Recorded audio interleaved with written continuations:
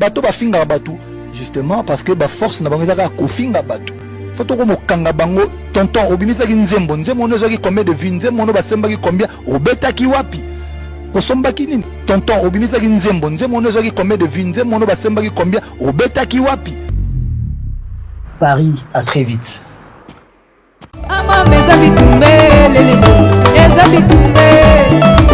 la musique. Arrêtez. Katazoba. Paris à très vite. Héritier Watanabe Toto Yatembe alobi Paris à très vite. Tonton obimisaki nzembo ebetaki wapi oteki combien osali combien de vues eza koyokana epai wapi na mboka nini babengisi yo pona banzembo na yo oyo obimisaki. Kinshasa, Brazzaville, on est là. On est là donc déjà bonjour. Je vous salue de partout où vous nous suivez. Vous êtes nombreux, vous êtes partout. Ça nous fait plaisir de le savoir. Notre communauté est en train de grandir. Ça, c'est une très bonne chose. Bienvenue sur votre chaîne Boalouд TV. Bienvenue dans Katazoba, la chronique Antelo, avec la gourou de son temple, Iguel Woman, mère des Aiglons. La boalisation, je vous reviens à travers ce nouveau numéro. C'est pour moi un réel plaisir. On est là parce que ça nous plaît, on est là parce que ça fait du bien, on est là parce que c'est la famille. Restons ensemble, il n'y aura pas de soucis.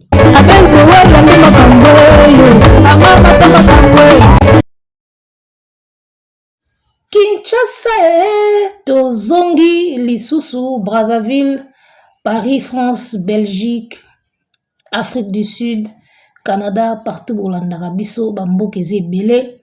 Et en tout cas, Tozongi Lisusu. En tout cas, hier, je pense que j'ai manqué une émission hier parce que tout simplement, j'étais KO.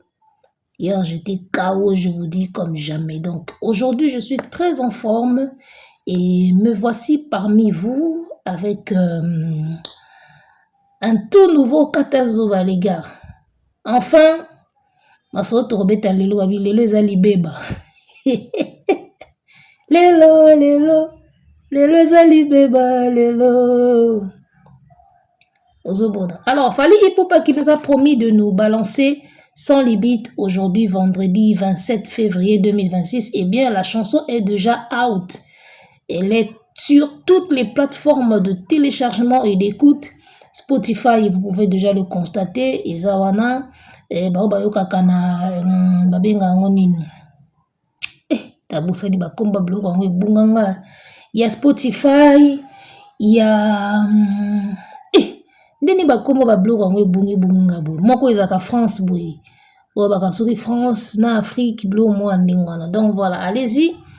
Écoutez la chanson, je n'ai pas vu la chanson sur la chaîne de l'artiste, donc il a préféré que Etika na ma plateforme d'écoute, Poto Lukango Kuna, et celle qui te connaît Lengi, eh bien ça fait partie des stratégies parce que biso zelaka ya ofeli na YouTube, au cliquer au tali, bon ça donne des vues aussi, et c'est pas mal, mais na ma plateforme ya ba écoute, na ba streaming Kuna Ndesika, et puis ça kalinjanja, vous comprendre, hein?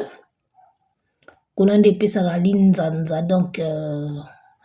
voilà, alors la chanson est sortie sans limite, une rumba, une très belle rumba de la part de Fally Ipupa.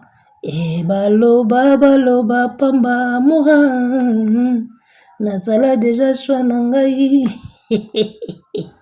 En tout cas, vous allez nous dire dans les commentaires comment est-ce que vous avez trouvé la chanson de l'artiste Fally Ipupa.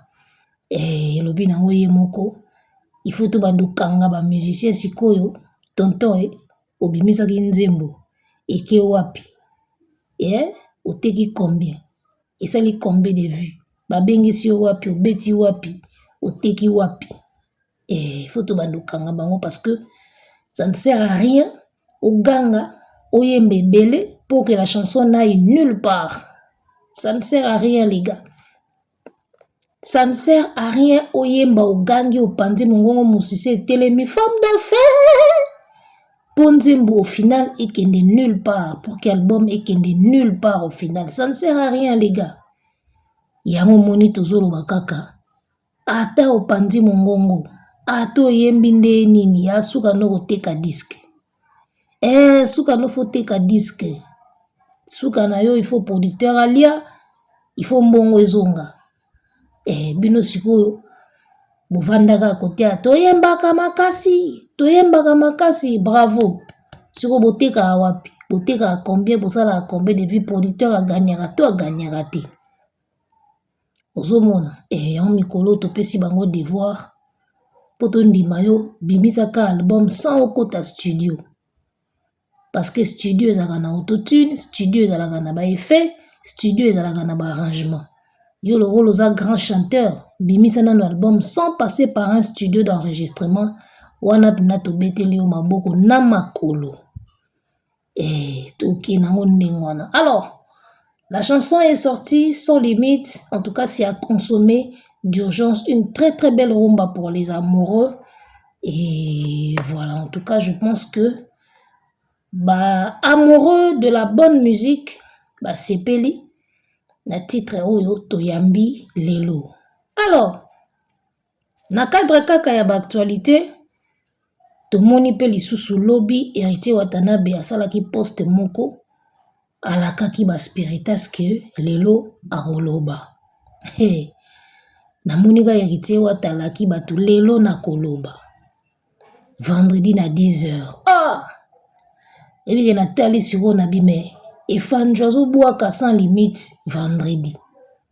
Wata yo lisusu zoloba vendredi nini kaka eza nini makambo nini Watanabe Torinio watalakaki batakoloba lelo enfin alobi nga na kanisa ekuta osala live en tout cas na kanisa ki ofungola direct abando passer ba message moko boye osala live et tout bon nzoka Watanabe azalaka ni malanda ngulu te na kanisa ki oleka peut-être na bosolo apesa message moko boye yala na azalaka ni malanda ngulu te yatambola ni na programme na ye. Alors ce matin na kotika la boye na page na mona kaka toi mwana maya bwaki eyinda lelo zali beba lelo yo ozomona Héritier Watanabe qui nous lance un spot sur sa page officielle, ça dit la chose dont il a promis à ses fans de dévoiler, c'était donc le spot. Et que dit le spot? Le spot annonce bel et bien que Héritier Watanabe sera au Zénith, La Villette, à Paris. Et ça sera donc le 3 juillet 2026.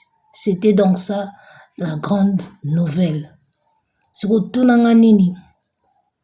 La sepeli déjà na stratégie, il y a annonce. Et puis il y a sepela sous la style. Ya spot asali. Oyebi na fandi natali spot oyo natali yango na bi. Na comprendre pourquoi Fer azo banga wata. Fer azo banga wata mikolo mabe. Ayebaka ki Héritier Watanabe. Ayebaka ki Héritier Watanabe soka beti liboko na mesa. Il peut tout écraser sur son chemin. Na comprendre pourquoi ni Fer azo banga wata.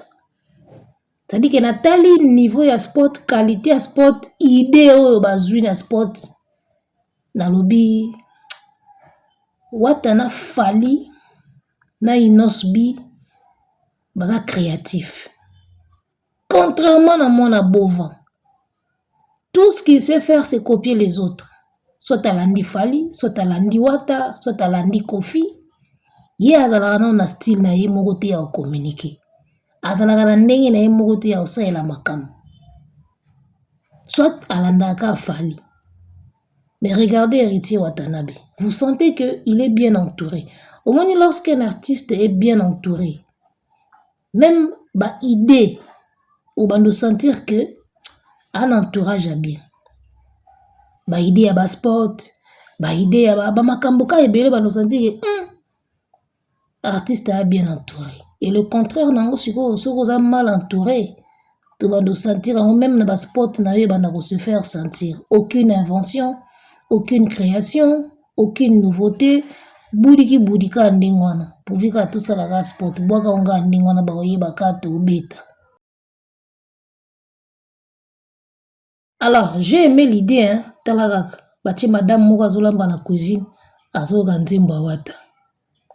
Azoga nzimba wata ezobeta. Toyesi wo libanda. Omoni. Ba jeune bazoyoka ngona ba téléphone na ba métro. Toye na ba gare ba métro. Tonto pena zo buka danse pena na métro. Apesi pe muninga yoka. Ayoka tourbillon. Touwe ouwe ouwe ouwe ouwe. Ozomona. Tolekisi wo. Passage piéton. Toye. Awa siko bata challenge. Bata bana TikTok bazui. Bakoti tourbillon. Ozomona ba idée baninga. Ye wana siko ye moko prêtre ye atali Zénith abaluki Paris à très vite. Sport mbimba yango ya. Non, wata bravo. J'ai aimé. Donc nga maboko ebima pamba te so moni maboko ebimi boye. Sike pena idée wana kotinga. Ya nango simple. Ba bloko to mona na biso. Ozomona, mais y a des images qui parlent et qui parlent fort. Idée o ezalaka que musique na yo bazo kango awa tango mama zolamba batu bana na métro bazana ba gare bazo kango eza ba genre ba bloko moko etika ka batu na mutuki le gars aza écouté surtout pour la communauté o ba yebi pena bisoté parce que image elobaka ozomona ya moni tolobaka eloko toutefois Coca-Cola si ayebana mais atika la publicité te atika la spot publicitaire te chaque année chaque bonne année besoin pi ba Coca-Cola ya sika mais toyebi yango déjà na ba forme nango nyonso na ba milangi nango ya minene na ya mike ya minene loka biso ozana nango na Brazzaville ba Coca minene wana na ba 30 centilitres ya kisasa ya Brazzaville ko moi 60 wana ya likolo wana toyebi yango déjà na ba forme nango tuna ba bouteille ya plastique bouteille cassable mais Coca-Cola tika la pub te. Alors j'ai aimé l'idée ya sport oyo bato bayoka non banzembo na ye après atie date ça parle ozomona bato bazoyoka yo nanu bayoki na métro bayoki awa après tokutana na Zénith loka bosi bokangi banzembo boyaka na Zénith toyembango na ototala pe vidéo na ye moko aleka pa papa sango batuni ye poni yozo tia date te baninga ba tia date abina otobimisa album ka ya de cela 2 semaines il faut na ça na promotion batu bakanga na banzembo apprendre na tia date et curieusement makambo aloba papa sango on dirait yango ka ekoti na sport na ya on dirait ka makambo yango aloba yango atie na sport ne batu bayoki nanu na ba cuisine na ba métro a senti bena ke na komi viral ale totie siko date ozomona contrairement na bazoba mosusu un album malonga te aoki eluka yu arena omona buzoba muto ayebi musique te wana ayebi eloko yaka osala na musique te ayebi neloko asala na musique te pona yeso fallait atie c'est que c'est le moment yepi atia non fallait atie il a 2 albums urbains les gars qui frappent fort Tokos 1 Tokos 2 na ba single urbain abeti yu arena oza na album urbain malonga te kende ko tia date na yu arena siko akomoleka na plateau ya sango alobaka non so na komoleka na ba radio française mendele bakomoloba ye wana mais franchement na ebité s'il y a des gens qui ne savent même pas ce qu'ils font dans la vie ebi même pe lokazo sali lokazo luka. Donc voilà un peu on a comprendre le pourquoi Ferré azobanga wata ayebiki wata na lokola fali wata na makila fali wata yemba na fali na kala en termes ba idée en termes ba créativité en termes ba innovation mwana ana zana moi génie moko na kati na ye o eleki mwana bova ayebi ke lelo soki héritier watanabe azuka passe esili akunda ete akunde mabe ozomona yango babangaka soki awata komobongisa na fali bakomolenga baémission ebimi babimisi bata mikuse baya na baplateau baya koloba oyo wenge okosala boye te otala Lacoste ye wana alobi fali aza élu awenge te na bana wenge bakoma na bango kondima le travail est bien fait ça s'accepte bavie na utu ya wenge bandima na bango fali Didier Masela azalaki na pale ya fali bandima na bango ozomona donc yo otikalaka bongo parce que qui dit ba trop qui dit ba kolo qui dit ba trop.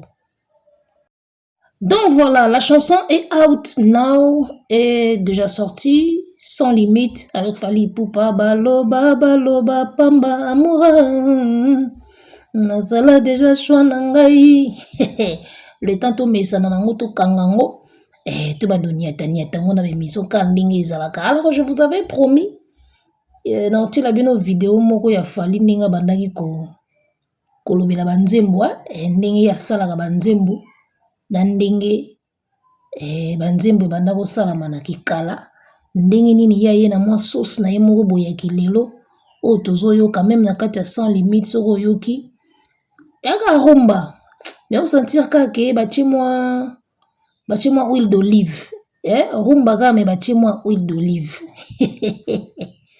On va regarder cette vidéo après ce que tozonga quoi.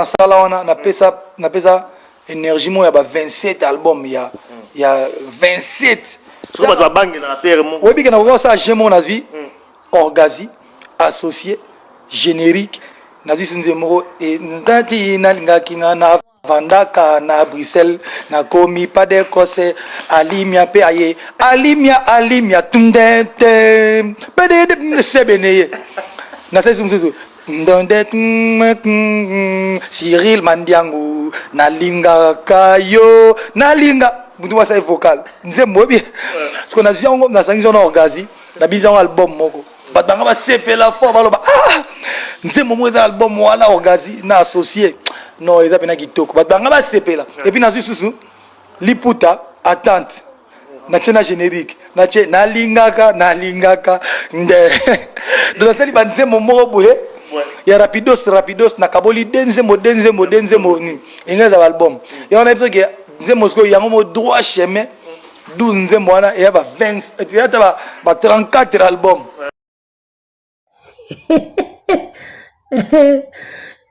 Bomoni vidéo wana la kaibino c'est-à-dire na vidéo oyo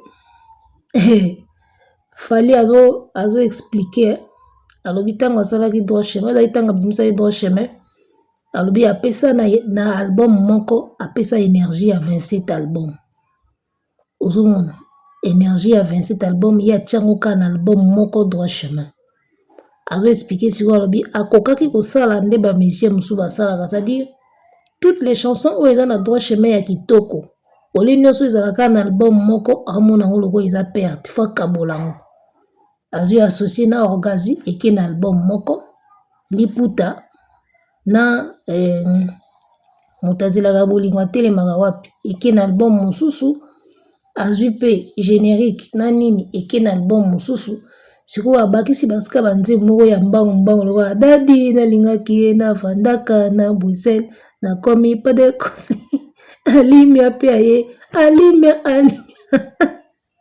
ale bavoko ekoti babiloko ekoti ka nde basalaka mais alobi boye apréféraki asala ngo bongo te atie ba énergie nyonso wana banzembo to ya kitoko na kati ya album moko. Alors on peut comprendre que réussite ya premier album ya Fally evanda na eloko wana ou réussite ya album ya Fally evanda na biloko wana c'est-à-dire apréféraka banzembo makasi ya bien ekota nyonso na album moko ke akabola yango monaka bamisien mosusu akobimisa album boye 30 nzembo kaka mibale moto esepelisa bato sika asali système oyo Fally alobi do bayeli banzembo ya kitoko batekeli banzembo asombi banzembo ya kitoko me abi nyonso ekotaka na album moko rien ya perte ozomona alazio bando kabola azina o na o atina album mo volume 1 azio o na o atie volume 2 ozomona akaboli yango soit ba volume soit akaboli yango ba album différent yango mona album ebimi boye ka nzembo moko ba ya bien to de nzembo ka mutu ya bien album wana kuna pe susu de nzembo ka mutu eza bien na album wana mususu pe 3 nzembo ka mutu ezalaki bien alors ba de nzembo ya album oyo na 3 nzembo ya album kuna nzembo de nzembo ya kitoko ya album oyo 3 nzembo ya kitoko ya album wana okosangisa ngo esali album ka moko ya banzembo nyonso kitoko. C'est de ça qu'il parlait au fait. Donc toute la stratégie ni mwana mbalo ya nango na musique donc a misa pena ke ngana ba album nanga fo banzembo tout ezalaka bien. Et moi je pense que ça c'est quelque chose qu'il a hérité de Koffi Olomide. Ozomona, oui, on peut tout dire mais ko ignorer Koffi Olomide. Et ça n'a sens parce que même il moko fallait reconnaître un bébé sur Koffi qui a vienanga asalanga il y a beaucoup de vidéos où il reconnaît Koffi les loga andi ba mbalinga ba salango neti moi genre na yemoko pe vie akoma na ekadia mais yemoko fali depuis à longwa ba vidéo nezalaka ke vie wana mutapesanga makambo vie wana mutasala. Donc c'est quelque chose qu'il a hérité de Koffi Olomide parce que so botali ba album à Koffi. Hey, surtout époque où Koffi a penza Koffi, sur a bimisi album de la première à la dernière chanson, ils a quitté opinion sur bakanga ango ba ibango. Yazaki na ba système té au moins 3 nzembuka muté abia ou ne se tikali mabe. Ya sur a bois qui bord, toutes les chansons ils a bien. Tous les nzembo ils a bien. Ozomona lelo komara album e bimi boy banzembu tout ye bango ya album e komara. Mais na kala ezaki pena ba album ebimi oyebi banzembu tu ya kati ya album wana nyonso so ezobeta ozoyeba ngo nde ba wake up esala nde ba album ebele esala ozomona. Donc lorsqu'on a eu une bonne école et ne soyez pas étonné que succès elanda mwana oyo azaki na école ya bien pour batebele ba okanisa la réussite de Fally aujourd'hui c'est du hasard ozomona. Et le bilan au tonton moko na landa ki na émission le mais Fally yango bozolo ba yembaka bien te mais yem ta osala succès makasi lelo partout ba olinga na ye na banzembo na ye bomona te ke y a quelque chose ozomona e bele ba kansa succès a Fally eza hasard te eza hasard te so eza kisi yo pe ke simba total so eza sima yo pe pesa na total so ke o pesa ya perte te so ba pesa ya perte apesi ne pena bien mazune pe lote ozomona soki eza kisi yo pe simba na totala non ozomona même batu 10 basimbi kisi pa nganga moko mais ba étoile na bango epelaka nde moko te bokozwa 10 personnes pena bakepa même nganga 10 master bake mona même nganga basengi biloko nganga pesi bango biloko 10 master metango ba okende ndenge ba kozwe la vie ezaka différent même ba outie pas même nganga. C'est pour vous dire que étoile a mutu na mutu et contaka par étoile mayele o mutu azui na banzela o ya leki parce que boko leka école moko boko zwa mayele moko te ozomona boko leka pas maître moko mais boko zwa connaissance ndenge moko te tango yo zwa connaissance tamsu ya olata ya maître ya zwa ndeni maître sala ka banzembo. Yo tango zolula connaissance peut-être ndenge maître alobaka ya zozwa na connaissance ya ndenge nini maître atambolaka ndenge maître se comportaka. Donc voilà mutu na mutazaka na différence na ye o nzamba tchana kati na ye très souvent yango nde botaka ba jalousie mais c'est des choses à accepter parce que ce que tu ne peux pas changer il faut tout simplement l'accepter. Ce qui ne dépend pas de toi on l'accepte tout simplement parce qu'on peut changer en côté au sani au midiembika accepter en kaka ozomona. Donc voilà un peu la réussite de Fally aujourd'hui. Ata lelo mamba autotune nzembuka bazwemba na autotune so bachango na oyo zo panza mongongo au télématé na ba stream na ba récompense au télématé ozomona. Est-ce que Fally mutakanga ka batu matoi bayoka banzembo no bien te? C'est ça le problème. Moninga zo yemba mabe ok, yo zoyemba bien. Soko banzembo na ye eza plus connu, plus facile à retenir, plus apprécié que ya yo ndengeni. Ngana kama bazoba mususu, olebo yo kama wabolelaka, bido bozo seka. Comment yo yembaka makasi yo grand chanteur, mais banzembo ya soi-disant faux chanteur ne cartonaka mingi zoka ba récompense ou atie micro batu ba oyemba. Yo bundana na banzembo noka yo moko même na ba concert. Ça doit vous parler. Et surtout, ça doit vous inquiéter. Au-delà de vous parler, ça doit vous inquiéter. Au moins, on va dire que ça la bémission. Faut chanter, ebo yembate. Mais bon, vendre non te boluka. Et là, on y ça la kebiso to un vrai chanteur, mais banzembo ngwe eli moi kabou. Banzembo eli moi ka. Album logo la dynastie flop total. Album et dinda pena dubu eli moi. Grand chanteur, belle voix. Abimzaka banzembo bwe muta o calculer en ngote. Muta zo calculer na ya ngote. Elo kwa nesa la bino souci te na mutema. Ça ne sert à rien. Ça ne sert à rien. Ozo ganga, ozo panza voix. Mais nzembo moko bozo ko ebimi muta o calculer en ngote sans impact. Aloba ke on na émission ya uti ko sala ke nzembo na ngato yemba na malage. Tango ebimaki na sepele na ngo forme tango ebimi réalité pesinde mususu. La réalité dont il parlait là, il a dit que simbiti. Fally chante avec son âme, Fally chante avec son cœur, Fally chante avec sa tête. Bino boyemba kaka na mongongo kaka. Âme te, émotion te, voix kaka ya pamba. Et puis liko nango bobakisa molimo ya compétition. Vous remarquerez que quand l'autre là chantait pour le plaisir, batu bazaye quand même qu'on s'intéresser na banzembo na ye. Depuis akoma ko yemba na compétition, album yo kana souté. Vous ne remarquez pas ça? Tanga zaye ko yemba na ye pour ayemba pour na plaisir ya musique. Banzembo na ye wana, batu bazao sepela nango. Batu bazao sepela banzembo na ye tanga zaye ko yemba pour na beauté ya musique. Mais depuis qu'à lata molimo a compétition, akoma biganga ganga, biyembela mwanza, batupe bakoka suko yoka ete. Lelo eza pasi mwana bova bimisa album 5 rumba. Edoba nango Fally 5 rumba. Ezo yoka na pene ezo beta 5K oyo 5K misa pendenge zaka 5 boy. On ne peut pas compter 5 rumba ya faire ce qui album ne bimi o ezo cartonné.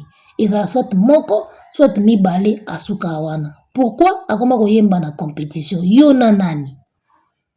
Musique eza partie ya plaisir, musique eza moment ya esengo ya bonheur. Oza compétition, okotisa na kati. Yo na nani? Oboma musique na oyo moko, okoti barando na ba guitariste, okoti barando na ba parolier, oye na molimo ya compétition na Fally, na yemba makasi pona bimise faux chanteur. Mutu pe azoyoka banzembo yango te. Tosali ndeni. Ba français baloba, les goûts et les couleurs ne se discutent pas. Et ça ne se discutera jamais. À chacun ses goûts. Ferry, ato pandi mungongo yembi lokola soso kokoriko ndinga la musabiso na tongo. Batu ba olinga voa Fally ba ozala kaka. Batu ba osepela na baona musique na yote ba ozala kaka. Batu ba kosepela na musique ya Fally ba ozala kaka. Siko yo kanisaka soko gangi opandi voix, osali ba démonstration nyonso ya voix, mukili kimi Fally ba yepa na yo. Luvunu papa. Soko kanisaka bongo, tika no koganga zonga no koyemba normal. Batu ba kolinga musique ya wata ba ozala kaka. Ato gangi o matinde nini. Et qu'il soit goût et les couleurs. Na minute oko, moi je préfère encore celui qui chante avec l'autotune que Mouta Zoloba, femme d'affaires. Je préfère encore autotune que mon moto est craché. Et ça la salité. So boye bagate, voix ya moto so est craché et ça la kamabe ya mabe. Je préfère encore batia autotune.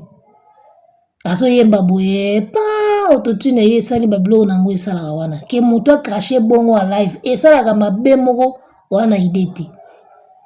Femme d'affaires, ma belle salité. Ozomona, musique est art. Na art est la question ya goût na couleur. Vous comprenez? Ato gangi opandi mongongo batu ba olinga musique ya wata ba ozala o ya fali o olinga inos bi ba ozala kaka. O be ba olinga nango banzembo na yote ba ozala kaka. Yango nozomona koganga ebele koyemba makasi ba stream muke. Koganga makasi ba vie muke. Koyemba makasi ba stream muke.